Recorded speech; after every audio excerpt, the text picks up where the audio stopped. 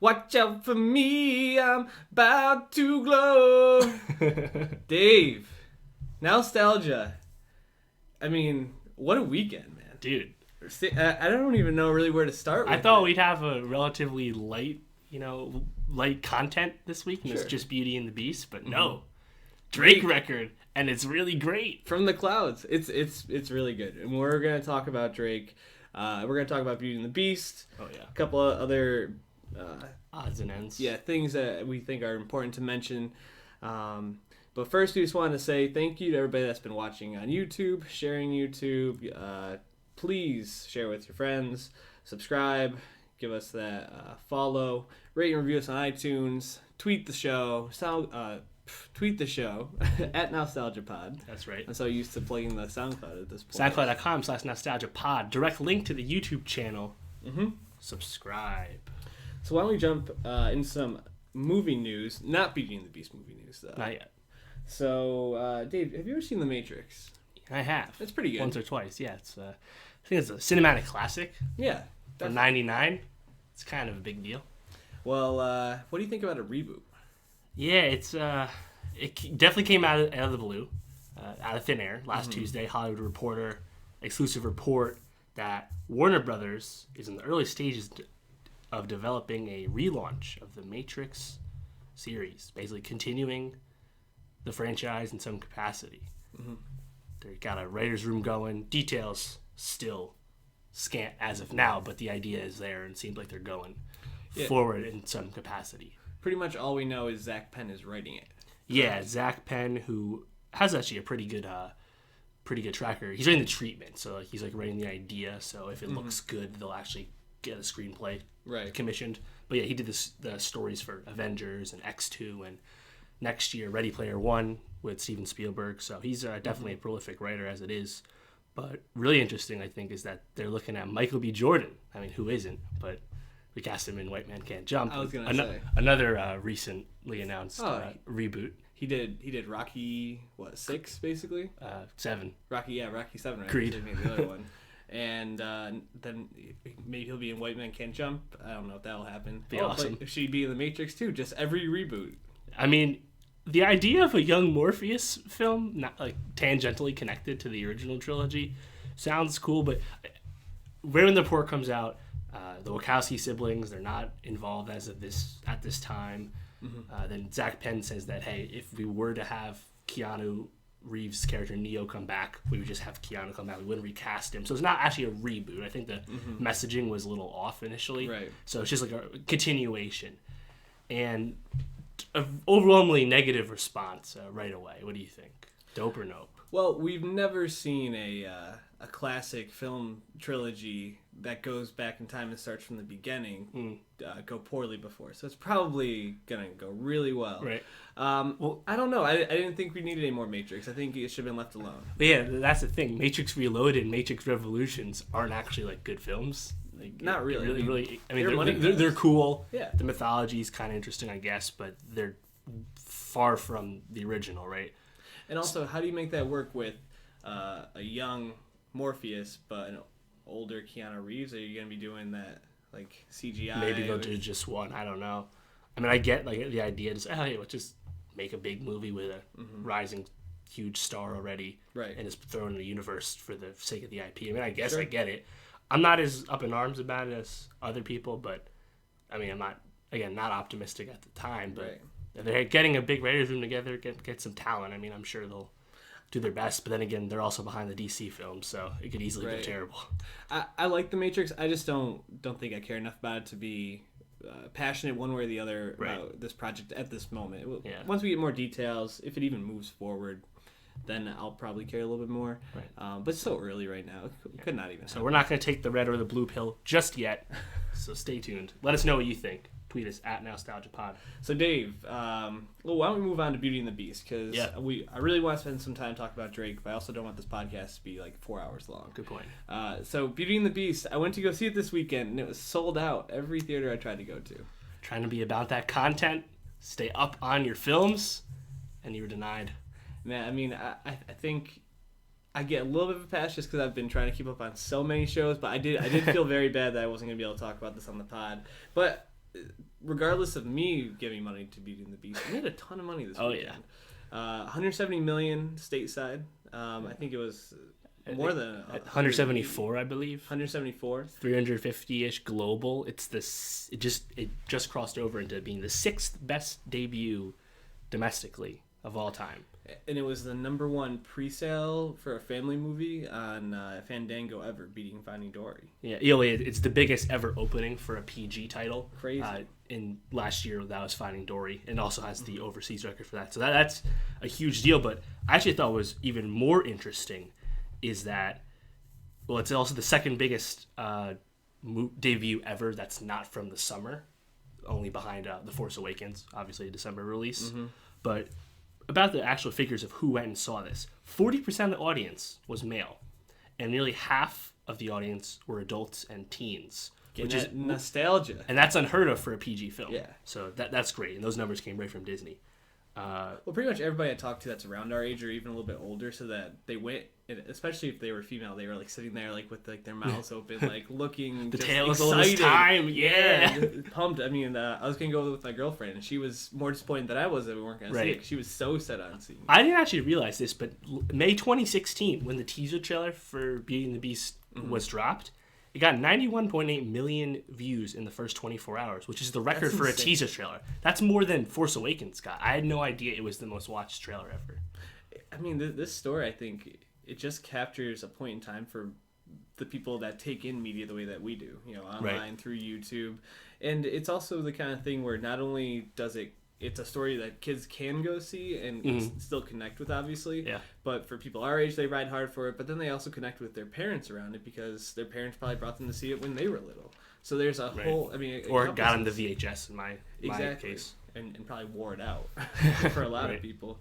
And it got a lot of positive reviews, too, which is... It did, yeah. To driving some sales. Yeah, no, the reviews were positive, but the negative critiques were actually kind of consistent. It was kind of that they said the film was either lifeless or didn't take any risks, and it was just kind of a by-the-numbers live-action version with a few updated themes.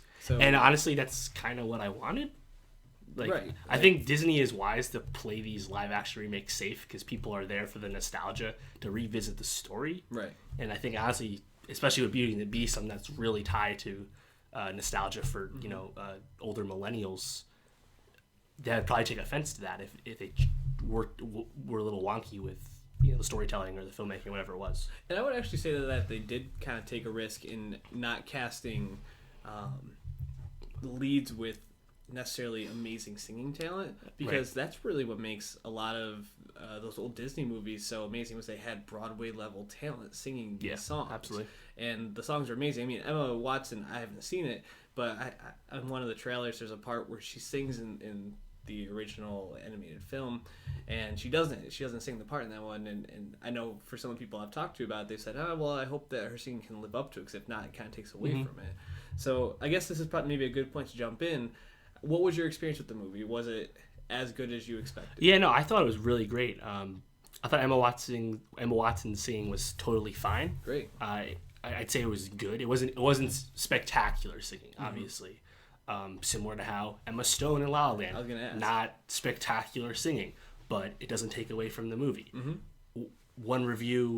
A few reviews for La La Land, a few reviews of Beauty and the Beast were saying that the singing was an issue for them, but honestly, I think all things considered, it's not a huge deal. Right.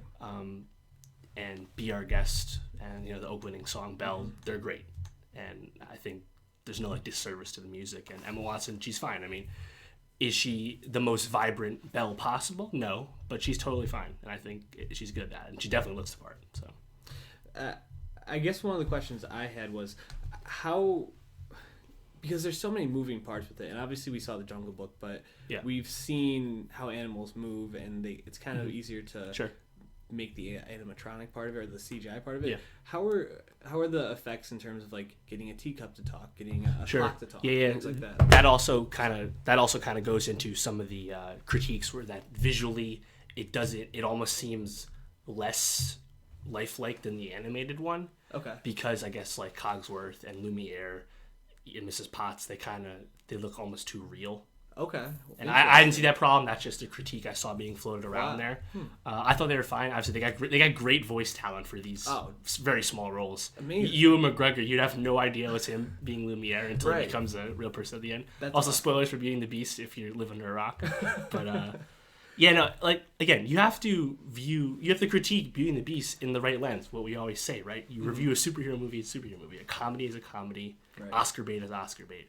Disney live action film remakes need their own lens. Yeah, absolutely. And I actually didn't realize this, but Emma Watson turned down the 2015 Cinderella role because she doesn't like Cinderella as a character. Belle, obviously, a very strong female character. Absolutely. Yeah. And I think they even make her stronger. And a few things I did like about this version was that there's some extra exposition. They fill out the backstory of Belle's mother that's not in the movie, and her dad Maurice, and also some information about the Beast's family. And that's cool. And also, there's a few extra scenes that kind of make the growing romance between Belle and the Beast more believable. Because if you go back and watch the animated film, it is kind of abrupt. So I think I actually did watch the animated film this past week. I was YouTubing some scenes. That was one of the things I was kind of looking at. I was like, I don't know if this makes total sense. Right. But just total Stockholm syndrome in yeah, the animated exactly. But I mean, it is what it is. So they actually fleshed that out a little bit more, gives them a little more background, which is really important for movies, especially nowadays. That's a huge critique. There's no backstory, or it doesn't make sense. Right. Yeah. So that's huge. What was it like to sit in a theater and watch a gay character in 2017? Exclusively gay moments. Yeah. Honestly, that is the most overblown thing ever. LeFou has the smallest gay moment. It's not even that. He just dances with a man. Right, and puts his arms around Gaston once. Big deal. And pretty much he's mildly effeminate in his delivery the whole time. He's still a doofy character. And even nothing's changed. Watching the animated film back, he's kind of just obsessed with Gaston anyway. Yeah. So it's not really that much of a stretch.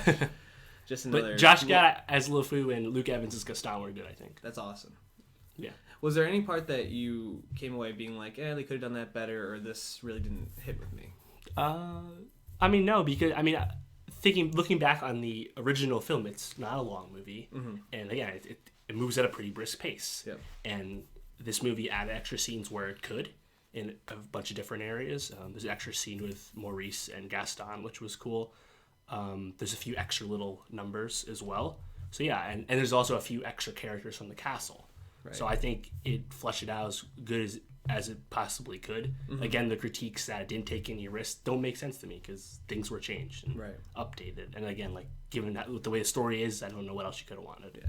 Well, I will definitely comment on it when I see it. I'll give a brief 2-minute perspective. Right. But I wanted to kind of ask you because I looked up. Disney has Dumbo, Lion King, which we've talked about, Little Mermaid, and Mulan, which I think we actually also mentioned Little Mermaid and Mulan when we talked about Jungle Book last year. Right. What do you think about those being the next upcoming live-action films that Disney's trying to produce? There's a great piece on Vulture about the Disney live-action remake machine that's going on right now. And, as we've talked about before, it kind of was re-jump-started in 2010 with Alice in Wonderland. $1 billion movie. No one saw that coming, right? Then you had your Oz the Great and Powerful, Maleficent, which is, a continuation of a story. Right. And Mary Poppins Returns, which is coming out similar. That's just a sequel. But then Cinderella and The Jungle Book, 2 remakes from more golden era Disney, right? From the 50s or 60s, whenever those came out. But now we're here. We're in the Disney Renaissance, 89 to 99. Yep. That's Beauty and the Beast, obviously, the big one right here. Pocahontas. They're not doing that as of right now, but Aladdin, Guy Ritchie, which I think is, and they actually just put out open casting call for that, which is very rare. Yeah, especially for Disney. But you know what's great? It says these characters are Middle Eastern, so they're not going to watch Aladdin, which is great. And that was one of the things I was thinking is I think the biggest challenge for them in this is probably Mulan, because you think about the recent backlash against something like the Great Wall. Oh yeah. If you're not casting appropriately, especially when people already talk about how there's underrepresentation for minorities, and one of the things Disney has been great at is making princesses and characters from other nationalities, though maybe they sometimes do add white characteristics to these people. Sure. But unfortunately. If they're able to cast that well, that can be a huge hit for them moving forward. Absolutely. But it's also probably their biggest challenge because you're not going to have maybe a big name talent to It came out from Nikki Caro, she directed Whale Rider. She's directing Mulan. There's not going to be any songs in it.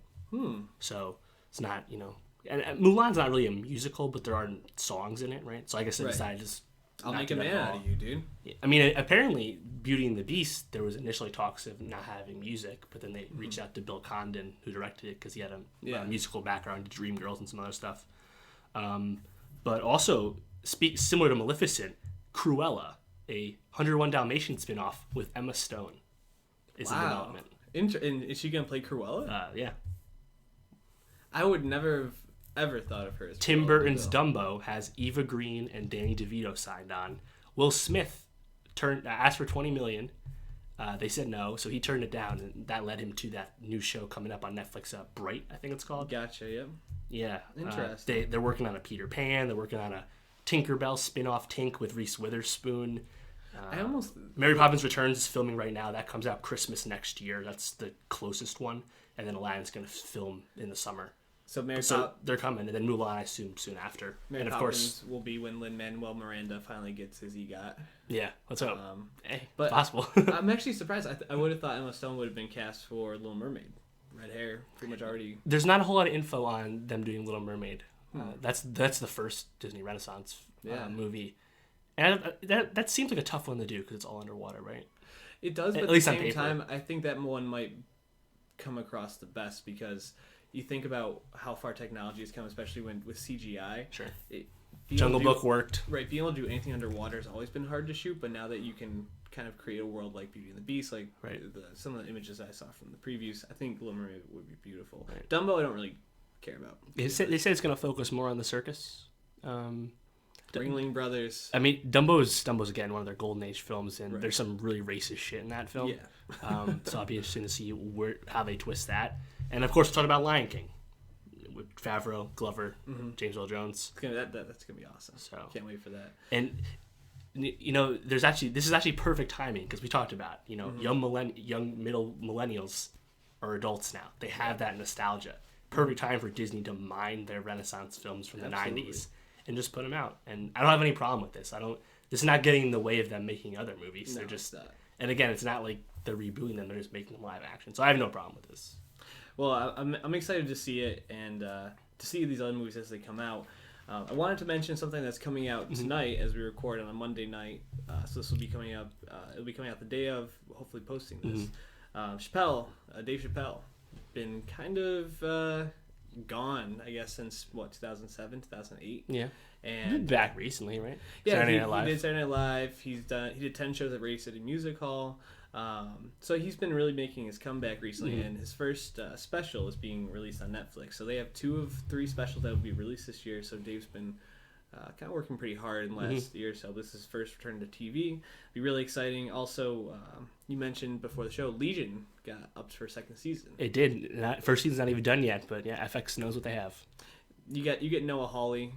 You usually give him a second season. And Dan Stevens of Beauty and the Beast fame. Yes, keep him. The Beast. But there was also some other TV news, right? Yeah, Master of None from Aziz Ansari on Netflix. Dude, I'm all about Aziz. Fantastic show is coming back in May. He also hosted SNL right around the same time Chappelle, right after the election, actually. Oh yeah, that's right. He had a great monologue. He did have a great monologue. It was about what? Hey, now at the Trump election, the racist people don't have to pretend they're not racist. Go back. Don't think that's okay. Please keep pretending. I mean, Aziz, his stand-up doesn't always hit with me, but Master None is a masterpiece. And fantastic show. Hopefully the second season lives up to the first. There's too much TV in April and May. It's crazy. Yeah, we're going to be playing catch-up pretty much probably till the end of the summer. Right as Mr. Robot and Game of Thrones come back on. So that's right. Never ending. Nope. A lot of music dropped, though. Yeah. So why don't we start first, though, mentioning Chuck Berry passed away. Rip. Original great, kind of made rock what it is today. Very influential on the Rolling Stones and the Beatles. Yeah. Can't overstate that. Yeah, I mean, and just the influence that they had from Chuck Berry, it pretty much means that he's like the godfather of rock and roll. There's a lot of good playlists on Spotify about him. Unfortunately, they're very good at like memoriam playlists. Yeah, they had a really good one for David Bowie. So you can listen to those, but if you're gonna listen to probably anyone, start with Maybelline, just because that was his original first hit, and it kind of embodies everything about Chuck Berry. He has a lot of awesome songs. Yeah, I mean, he was just an awesome dude. Also, there's a really cool tweet about him reviewing punk bands that was in like some, that's funny. And he had some very funny thoughts and just very old man-y thoughts to it. So if I see that tweet, I'll retweet it through the Facebook or through the Twitter page. Through the face. Yeah, through the face. I'm tired. We're recording this late. Why don't we jump into Spoon though? I've been talking about this album coming out for a while. You have been. Hot Thoughts came out last Friday, St. Patrick's Day. It was good. It was Spoon. I feel like you're understating it. I'm not a Spoon head, but I've seen the praise. So it was really good, and I wouldn't say great. Spoon, it's funny. If you go on Pitchfork and you look at all of Spoon's ratings, I think their lowest is a 7, and their highest is an 8.5. The lowest is 7. And they have 9 albums, so they all fall in between this range. And Spoon is basically always the same thing. Like, it's going to have, like, a punchy hook. Like the drums are gonna be really snappy. There's gonna be some piano in there, maybe some horns in some of the songs. They've just recently started playing with like electronic stuff, and that's kind of where this album falls. Is Inside Out, which is off their last one, the last album, Who Wants Your Soul, was kind of the premonition to this, where they started playing with some really electronic, almost kind of like dreamy type elements to their music. And they try to do a lot of that here, and some of it hits, some of it doesn't. Do you agree with the notion that they're the most consistent or best rock band in the last 15 plus years, considering their huge album output and high, quality level? They haven't had a bad record in their 7? Right. But best is hard. Consistent, I would say probably, because every Spoon album is going to give you at least 3 songs that you're going to look back and be like, oh, that was a really fun song, or that's a song that I'll listen to again or put on a playlist. Right. Do they?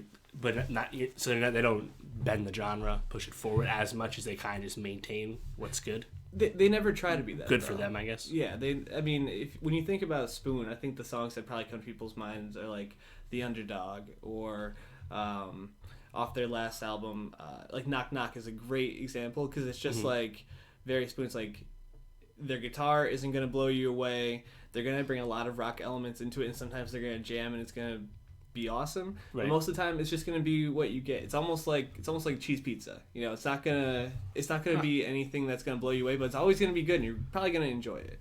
Interesting. Interesting analogy. I really like Spoon. I'll say, is there any other? So there's no other pizza in the world of rock? I mean, rock is dead, so I guess that makes sense.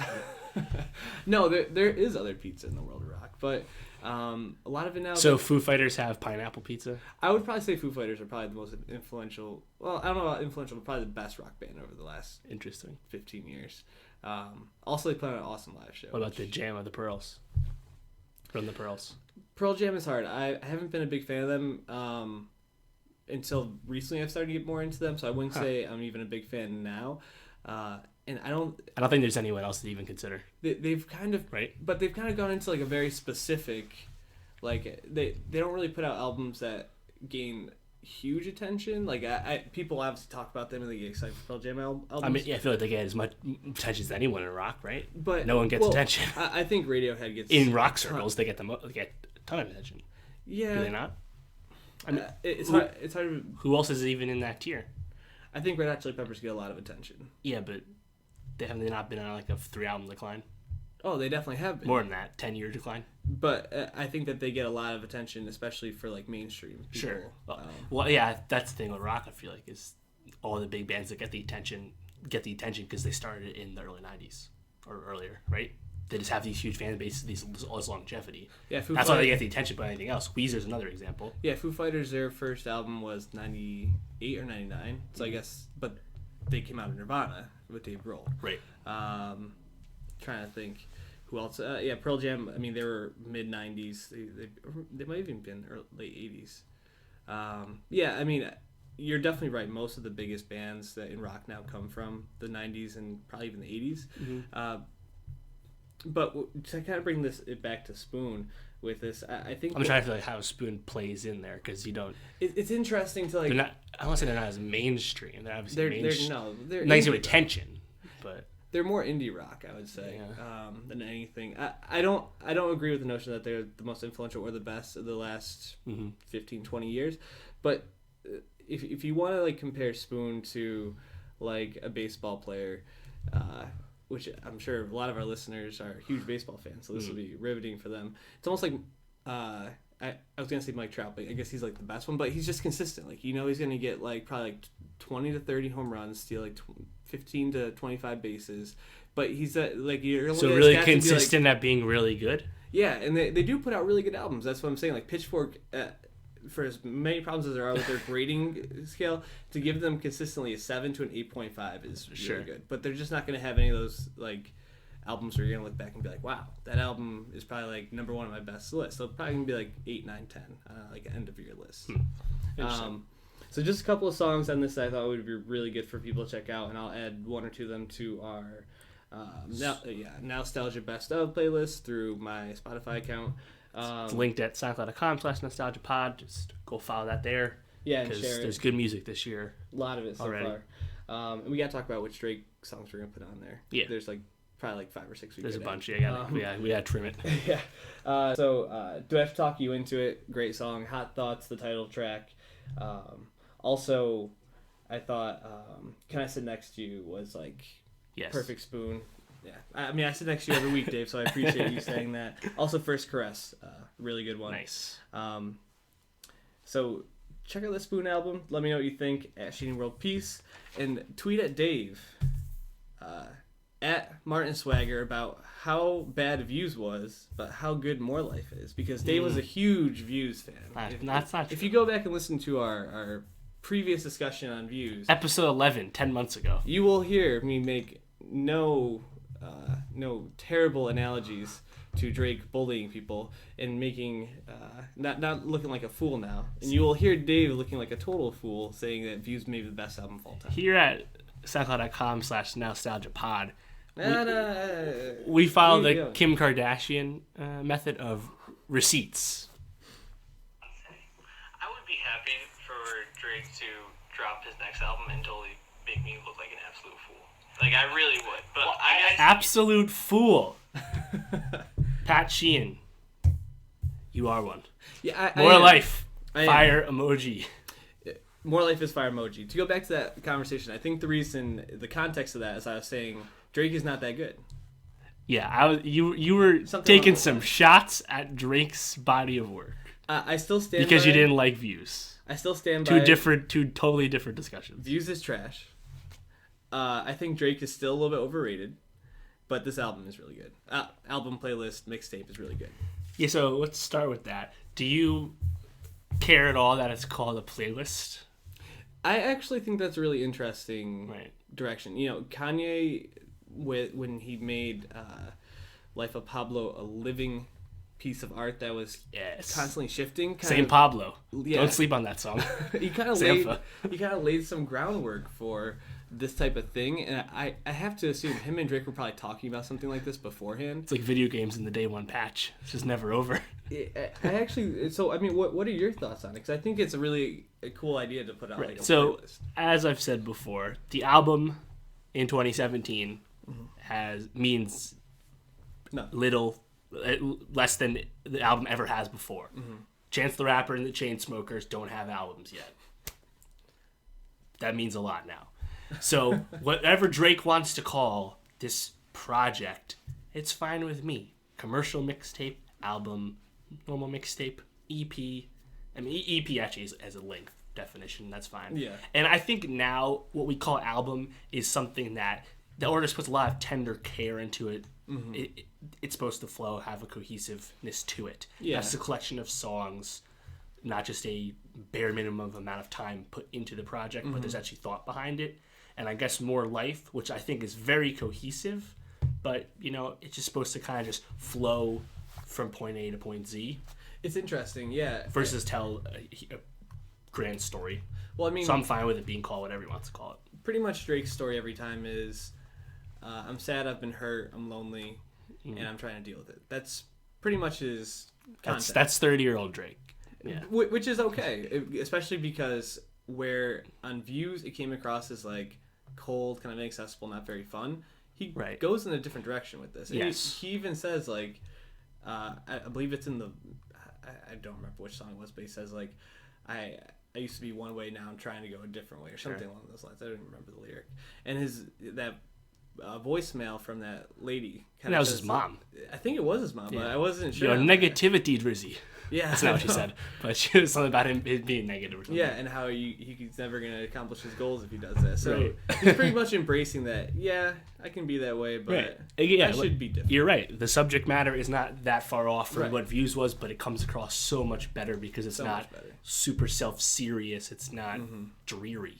You know? And it's so funny because I thought Drake was like kind of getting away from us on Views, but it's clear that he's still a smart ass dude. He knows what he's doing, and More Life brings it back. He brings everyone back. Well, and I think actually it's interesting because you said it flows really well, and it does, except for one piece, which is when it goes from No Long Talk to Passion Fruit, is like the most jarring difference because No Long Talk. Track 2 to track 3. Yeah, right at the beginning. Yeah. No Long Talk is like a pretty badass rap song, grime song with gigs. Yeah, and then it goes right into Passion Fruit, which is literally like it sounds. It kind of like sounds like a passion fruit. Like Passion Fruit's getting hella love. And it's smooth ass song. It is, and also probably Drake's softest song. Yeah, but who cares? cares? Like exactly. And no one ever said. I mean, Drake can come across as hard for sure, but I never thought Drake was a hard dude. Shout out Meek Mill. His name is Aubrey. Ask a gangster rapper how it feels when Drake beats you.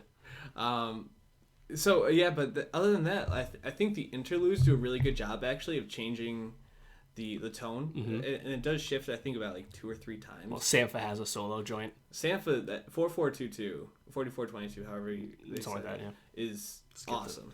It's really good. Find my phone. It's 4422.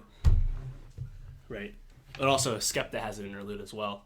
Yeah, Skepta's interlude is awesome. The Drake Georgia too. Right, yeah. Well, and Drake has gigs, 2 songs with gigs, and he has the song with Skepta. Really interesting to see him going the showing his affinity for grime music, which is English rap from England. It's a very specific subgenre type of English rap. Yeah, it uses electronic beats, and it has like a very specific beat pattern to it. Yeah, Stormzy released a notable grime record. Skepta's are really famous. Skepta's probably the most prolific grime. Yeah. I'll see him at Governor's Ball. I'm excited for that. Are you excited for it? Yeah, grime is okay. No, Skepta makes good records though. He does. He has like 1 or 2 songs I think I know that are pretty good. It's just cool though that Drake's showing love because he's not biting the style. He's not even really being a grime rapper on his songs. Like people say like he goes from flow to flow or goes with what's hot, and some of that is true, but I think he's said in interviews before. He recently interviewed with DJ Semtek's first interview in over multiple years. He was saying how he just really likes. He's Drake's a dork. He just sits on his computer in the wee hours of the night scouring YouTube and finding trends and stuff. And obviously grime is much more than just a trend. Right. But he likes it. He shows love. He reaches out and he gives these people shine. Especially a guy like Giggs, who is not nearly as mainstream as Skepta. I think it's a nice thing to do. Would you call Drake a grime artist now? No, not at all. How would you? Not even close. Explain? He has a song with a grime artist twice. If someone's never listened to Drake, how would you describe him as an artist? He's very very diverse, and again, like in hip hop, when he switches up his flows or does a song with a grime rapper, it just shows how diverse he is. So. I'm not saying he's not becoming a grime rapper. He doesn't do that in any other songs on the record. Right. It's not like he's trying to change himself. It's just the way it is. Would you categorize him as a rapper? Yeah, absolutely. Would you categorize him as an R&B artist? Yeah. As a dancehall artist? Not a dancehall artist. No. Oh, no. He would categorize himself as a dancehall. No, I don't think he would. He would say he makes pop music. It happens to be dancehall music. I don't think he would call himself a dancehall artist. I don't think he would characterize himself as a rap artist, though. No, he would. He said recently in an interview that with DJ Semtex. Yeah, when he said that they only categorize me as that because they don't know how to. Right. He said because I rapped in the past, and then maybe because. Did you listen to the other sentences around that? It was talking about One Dance and why it didn't get nominated because they don't know how to give him a Grammy nomination except in the rap category. When he said One Dance, clearly not a rap song, but they won't give me any Grammy love because it wasn't a rap song. But that's what he was talking about. But dancehall is so heavy, like it's such a heavy influence on this record. I would say at least a third, maybe even more of the songs are. Yeah, I think again, I don't think his delivery or his stylings are actually that dancehall. It's just kind of his beat selection and kind of the mood, you know. But to say he's not he doesn't consider himself a rapper anymore. Listen to Free Smoke, the first song. Can't have everything. There's tons of great raps on this. The song with Gigs. Which song? No Long Talk. Yeah. Portland, Sacrifices. There's a lot of good raps from Drake on this. Yeah, I think he can definitely he's very diverse. Spit bars for sure. What did you think of Glow? It's fine. Yeah. Watch out for me, I'm about to glow. Again, I don't. It seems like Ye recently recorded that. I'd wager. It's okay. It's like the most. It'll get catchy. Yeah, definitely. But it's one of those like. I'll think of it the way I think of Waves on Life of Pablo. I was just about to say it's catchy, but I don't love the record. Right, and it's funny too because when I was listening to like basically the content of what they're rapping about, it's like epitome Kanye, epitome Drake. Like Kanye's like I came from the bottom and now I'm here and I'm fucking amazing, and then Drake's like I'm very unsure about where I am in life. It does make me smile though when I just think of whatever Ye's rapping about, and then Drake's just watch out for me, I'm about to glow. All right, yeah, okay, I get down with that. So I guess why don't we? One of the things I wanted to ask you about this because there's a lot to really go through it. But what do you think is the best or your favorite feature? I mean, you don't have to pick one. Sure, pick a couple. There's a fair amount of features. Yeah, and they're good, right? So. I mean, the only a few I would say are bad.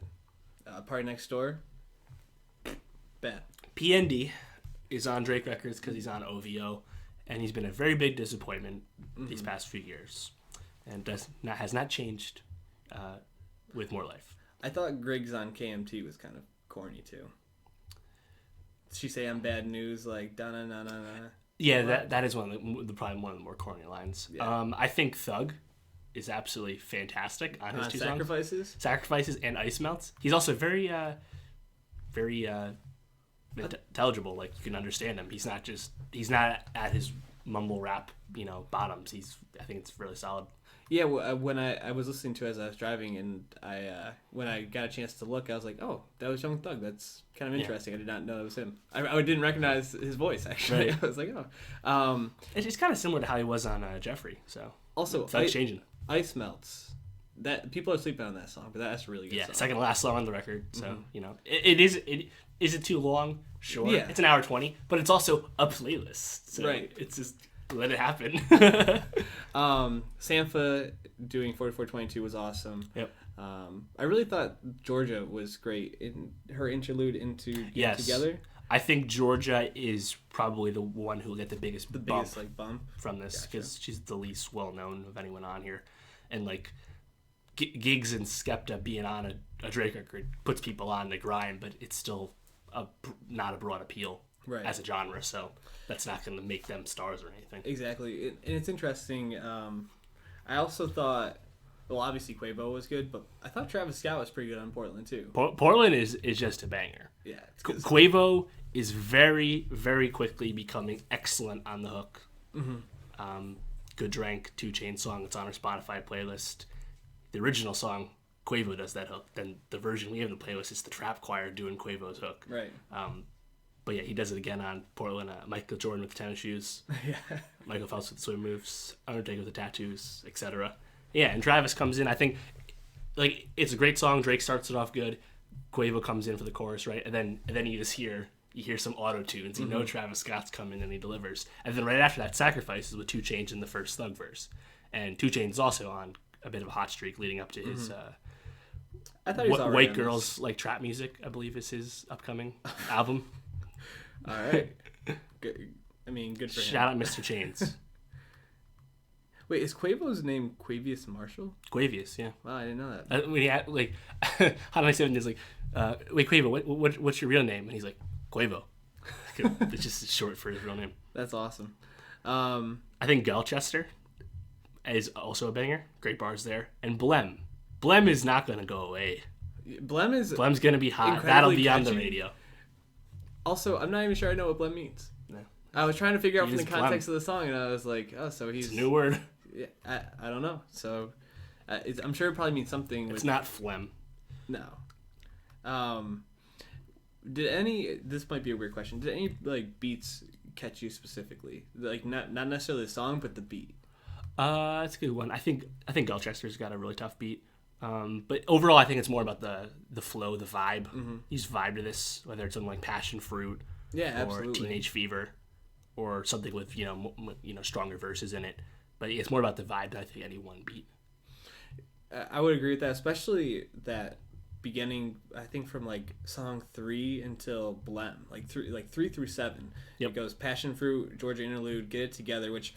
Also, the way that he introduces Passion Fruit to Georgia Interlude to Get It Together actually sounds like you're in a dance hall or a club. Sure. Like, he has that part where he's like, hold on, I gotta roll the beat back. And then... Yeah, that's awesome. Yeah, and then the Georgia Interlude, it sounds like you're actually listening to the radio when he goes into Get It Together. Because, like, the way, like, he's, like, talking over it, and then it, like, just goes into it, and it gets louder.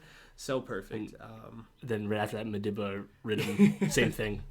Yeah, and then Blem, obviously, we were just talking about. Also, Lionel Richie is featured in that song. Yeah, I was just reading that. That's interesting. I'll have to listen back to hear him on that. I really thought one of the people that might get a bump from this was Murda Beats, because he produced not only No Long Talk, which I thought that beat was pretty fire. Mm-hmm. But he was also on Portland, and obviously Portland, we already said, was absolutely amazing. Banger. So as a producer, he might be getting a bump moving forward. 40 was great on this too. You can tell 40. Yeah, 40 had a part in every Drake record. Mm-hmm. He's Drake's best friend. He's Drake's guy. But yeah, 40 has an acute ear for making music flow. Right. And even with Views, he had to make the moodiness flow, and it doesn't make it interesting, but it still was put together, and I think he really shines putting More Life together. Also, can you spot the Kanye song, the Kanye produced song, when he throws this like a random sample at the end? Sure. A random Earth, Wind and Fire sample out of nowhere. The song is over. Yeah, exactly. Except no, it isn't. Nope, just gonna throw that at the end. I'm looking at the liner notes here. Background vocal on Passion Fruit, Zoe Kravitz. Yeah. Big Little Lies fame. Yeah. Well, she has that band. What's it called? I don't know. She performed at Meadows. Zoe Kravitz. Speaking of the Meadows, actually, added a third day, coming back in mid-September this year. And they released some gifts as hints, and one was a Mr. Robot gift, which people are saying might be Joey Badass. And then shit! They also New York. They also did a T-shirt. Where that's like flipping around, and people are saying that's probably Migos. Fuck so, yeah. Dave will be back in the Meadowlands this September. Check him out there. Yeah, I decided I'm not going to Rolling Loud in Florida, so. Oh, I'm sorry. Yeah, I haven't picked festival yet. It's too expensive. I can't go fly to Florida, buy a festival ticket, and stay there for a few days and feed myself for under like $900. Not until we start getting that podcast money. If you want me to cover Rolling Loud, as for press, hit me up. If you want to send us on vacations, share us with all your friends. What else do you want to talk about with this album? So again, Pat, not the biggest Drake head, as we've established the past year or so. But how do you, again, the album's not even a week, playlist not even a week old, so like 3 days old. It's tentative to rank anything. Right. But how do you think of this compared to his other records? Again, it's a tentative discussion. Yeah, it's hard. Even Views is only a year old. But I think. What do people say is his best one? Take Care. Take Care is his magnum opus. Yeah. And then the first one was Thank Me Later. Yeah, Thank Me Later. Before that was So Far Gone, the mixtape into an EP. That's where Best I Ever Had and I'm Going In, Successful around. And a lot of people also put, if you're reading this, it's too late, pretty high up. Well, yeah, that's the thing. Take Care, pretty universal number one, right? From 2 on, it's kind of people can talk.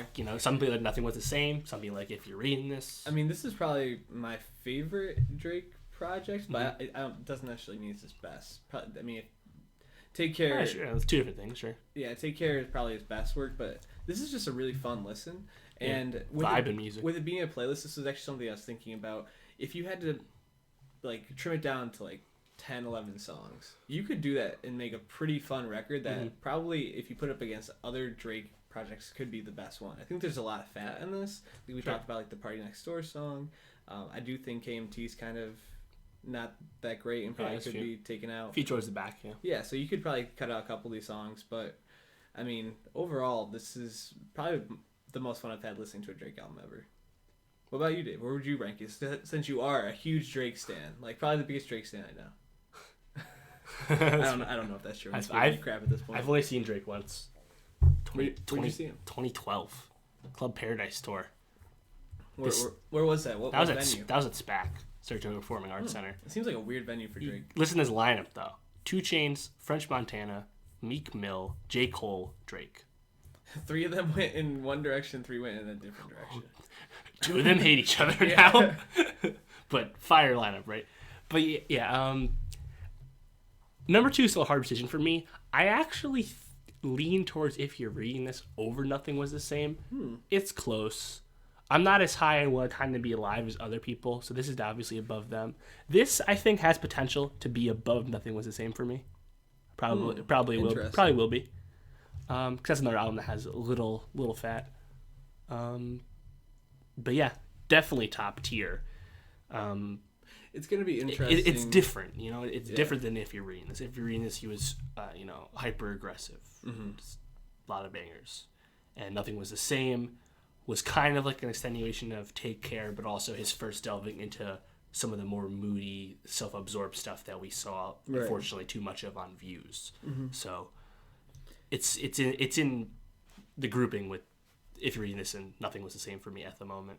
We'll see how it ages again. I was gonna say it's gonna be interesting because it's definitely gonna capture a song of the summer. I think with Passion Fruit, unless there's some Blem. Yeah, or I think Blem has more potential on radio.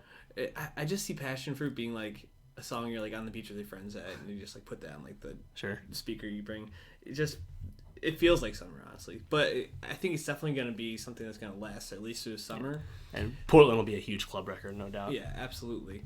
It'll also be interesting because I think some of the songs like Get It Together, Madiba Rhythm, and Blem are going to be songs that will just be played by DJs, not even really mixed that much because they're already kind of mixed and almost like transition songs. Yeah, exactly. In your set, yeah.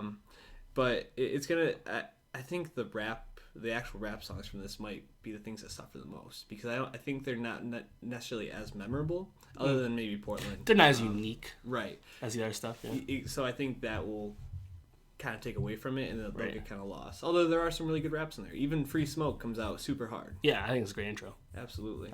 I think the best Drake intro is Tuscan Leather on Nothing Was the Same, partially because it's incredible bars. So. Again, seeing how the rap songs actually age will be a big tell, I think. Also, shout out J-Lo. She changed her number on him. Yeah, and they also sampled her song "If You Had My Love," which I didn't even notice, but that's awesome. I know. I was super pumped when I heard it. I was like, J-Lo! Like driving my car. It was exciting. There was a person driving next to me that like saw me yelling, and they like were like giving me a weird look, driving up the Taconic State Parkway. So. Shout out to the Taconic. Did not get pulled over. There's a lot of cops there. Shout out to the Taconic. I used Taconic. Pat Sheen with the driving moves. Yeah. So I guess just like wrapping up, I do look like a total fool, but good for Drake. I'm glad he made me look like a fool. Check out SoundCloud.com/NowstalgiaPod, episode 11, 10 months ago, if you want to hear our discussion of Views. Pat had some fire takes. Some very fire takes. Shout out Josh Brown. No, actually, do not shout out Josh Brown. Never mind. Anyways, let us know what you think of Beauty and the Beast too. Absolutely. Pat will let you know once he actually sees it. He's probably like 2 weeks. Yeah. Oh, you don't wait till you see it with Julianne. Yeah, just because I'm not going to go by myself at this point, and I don't know who else I would go with. So. It is a great theater experience. I'm excited. Just because like you can kind of feel the energy of everyone being like just happy and enjoying themselves.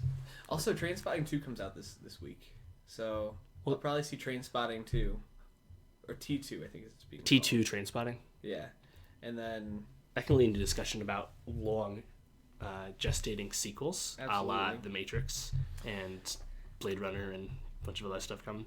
Yeah, but I think people actually wanted Train Spotting to like follow up, which I don't know if we really need. But now is it too late? Other ones. You know, Ewan McGregor's doing it. They're all doing it. So Ewan McGregor, hot streak. This is his year, man. When we do our He had that John le Carre movie from last year. He's just been yeah. solid for a while now, regardless if people pay attention to the movie. Yeah, just like Jude Law, who I did not. Another hot take I had that was incorrect in the end.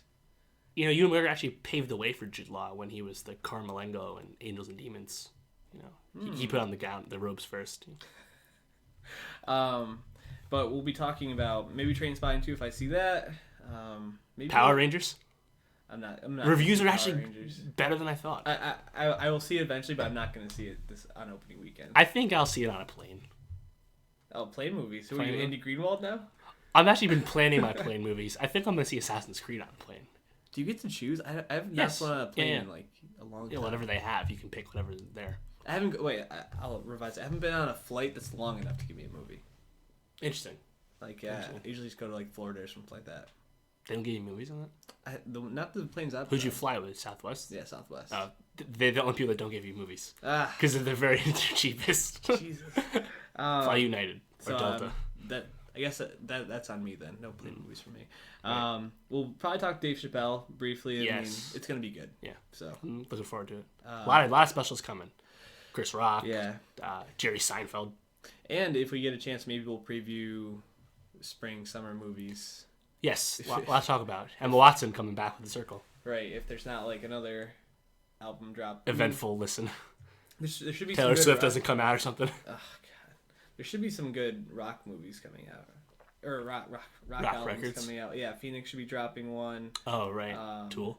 Gorillaz is gonna be Tool, which would be a long time since they released one. I think like almost 10 years. I'm probably not even gonna see Tool at Governor's Ball.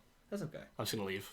Okay. Leave early. they're not for everybody. Even like rock fans aren't totally into them. So, but we'll be talking about a lot of stuff. Tweet us what you think we should talk about at Nowstalgia Pod. Please subscribe on YouTube. Big help. Leave a comment on the YouTube video. Yeah, what you thought and everything. Give us some love, because we love you too. Yeah. No fake love. Drake tell you about that. He's so corny. We out.